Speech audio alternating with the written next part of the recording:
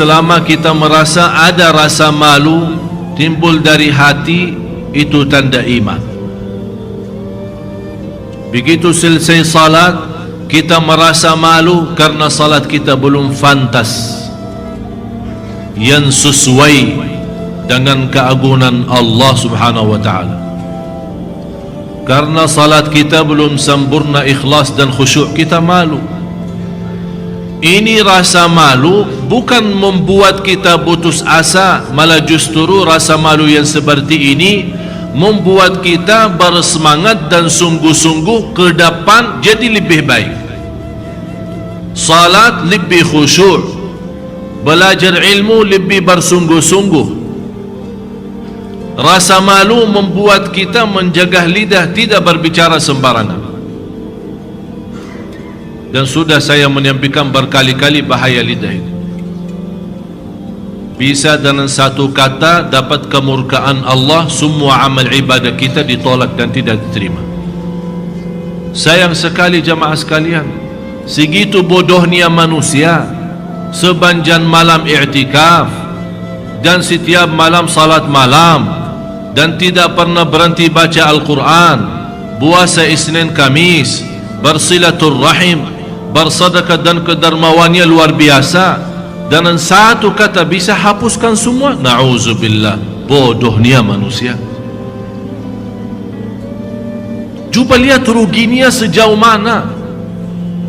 Kalau kita tahu ada sesuatu, apapun sesuatu itu, tapi bahaya akan mengganggu harta kita. Kita punya harta, punya rezeki, ratusan juta, bisa miliaran, bisa triliunan, tapi kita tahu ada satu amalan atau satu peristiwa kalau kita lakukan mengakibatkan kehancuran harta.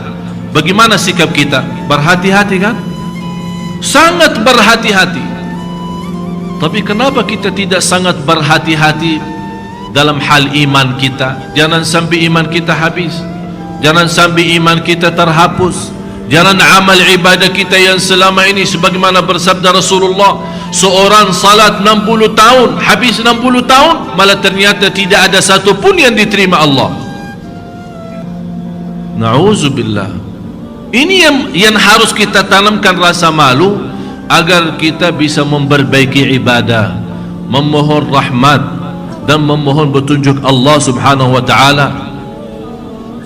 Karena kita merasa dunia kita, kalau berusaha di dunia, tambah target, tambah berhati-hati, tambah menjaga dunia kita, di ujung-ujungnya kita rugi, kita juga merasa takut rugikan dunia.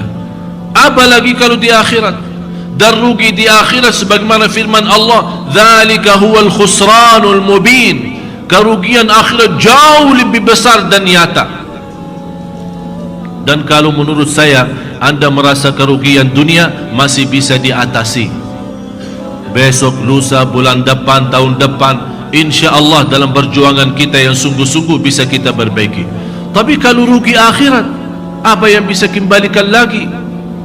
Kalau kita sudah termasuk orang yang dihukumkan oleh Allah masuk neraka, bukan karena Allah zalim, malah justru Allah maha adil, karena perbuatan kita terjumus masuk neraka. Apa yang kita mau jawab? Apa yang kita mau bilang sama Allah? Kalau kita komplain dan marah sama Allah, Allah akan tunjukkan yang membawa masuk neraka. Inilah ucapanmu. Allah tunjukkan buku amal.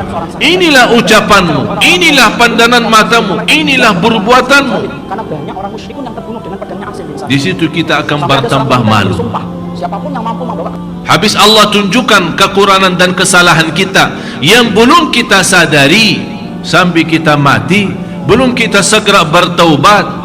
Tapi subhanallah, karunia Allah jamaah sekalian bagi kita, kalau kita bertaubat, Allah tidak peduli berapa banyak dosa kita.